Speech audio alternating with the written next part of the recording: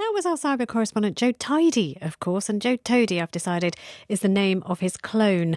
Is there anything you can do to stop yourself being cloned? Let's speak to Emily Taylor about this, CEO of cybersecurity and digital policy consultancy, Oxford Information Labs.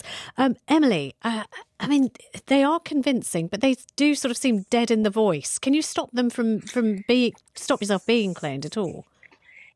Well, Anita, I think we heard in that clip Clone Joe didn't quite have the vocal sort of versatility of real Joe.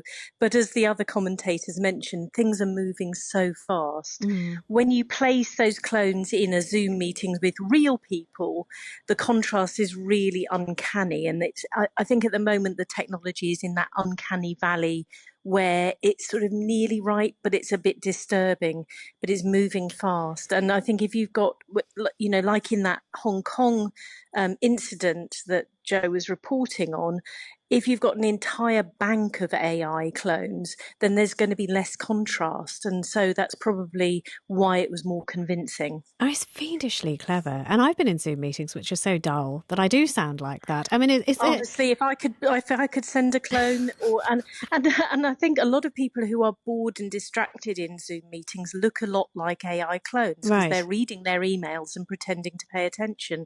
And that's when you get that kind of unnatural stillness and robotic look that we can all do. So, yes. Is there no filter that can be placed on these meetings that can, I don't know, some kind of clone detector? Well, I think that the standard advice that cybersecurity companies come out with for, how do we protect ourselves against this, always puts the burden onto the users. Be more careful, be less stupid is basically it in a nutshell. And clearly that is an absolutely ridiculous way to go ahead. The answer has to be a combination of regulation and technical mechanisms that help us to spot when things are fake.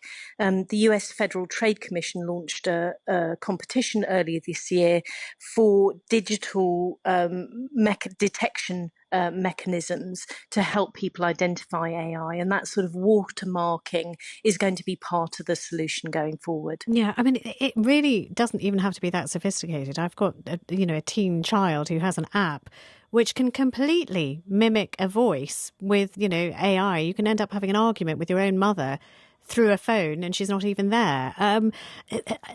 Should there be more regulation at a very basic level right now?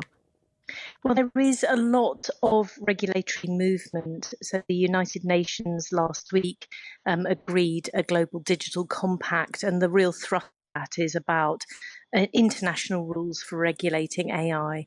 I think even the most unimaginative regulators, if you've watched a bit of science fiction in your life, you know that robot wars are never good for humanity. And so I think everybody approaches AI with that sort of duality, excitement, but also fear about what it can do to our societies, and a sense that we can't just roll over and let it happen.